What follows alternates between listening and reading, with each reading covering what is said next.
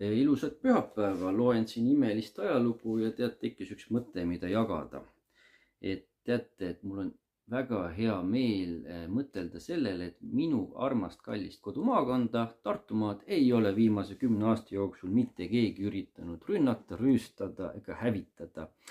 Ja seda on hea meeles pidada, et kui hea on tegelikult meil elada siin Eestis tänapäev, siis toome näite ajaloost Järvamaalt.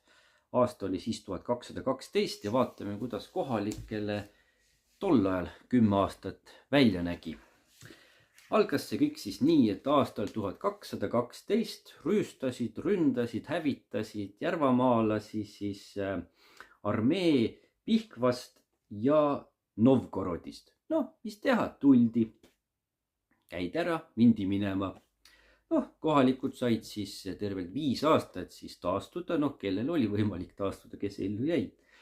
Aga juba 1217 tulid riialased, võtsid kaasa veel liivlased ja veel ka latkalid.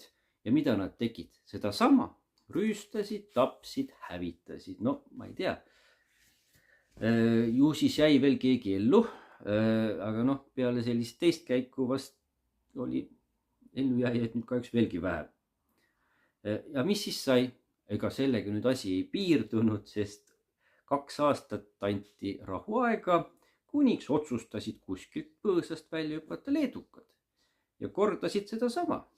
Hävitasid, rüüstasid, tapsid. Mis sa teed, on ju. Ja siis edasi läks nüüd ainult asi hullemaks. Ei möödunud aastatki, kui juba tulid sakslased sedasama tegema. Ma ei kujuta ette, kui juba 4. armee tuleb ühte sama piirkonda rüüstama selle lühikese aja jooksul. Ma ei tea, mida sealt veel võtta oli, kive või, ma ei tea, savikilde või, ma arvan, et inimesi seal enam ei olnud. Aga kahjuks sellega asi ei piirdunud, sest peale sakslasi möödus ainult aasta aega, kuni tulid taanlased sedasama asja kordama. Jälle rüüstama, hävitama, taplema, nii et loo moraal on see, et oleme tänulikud, et praegu on meil elu nii turvaline ja rahulik ja vahest on hea lugeda neid ajakirju tõesti, et aru saada, mismoodi elati vanasti. Vot nii, tšau!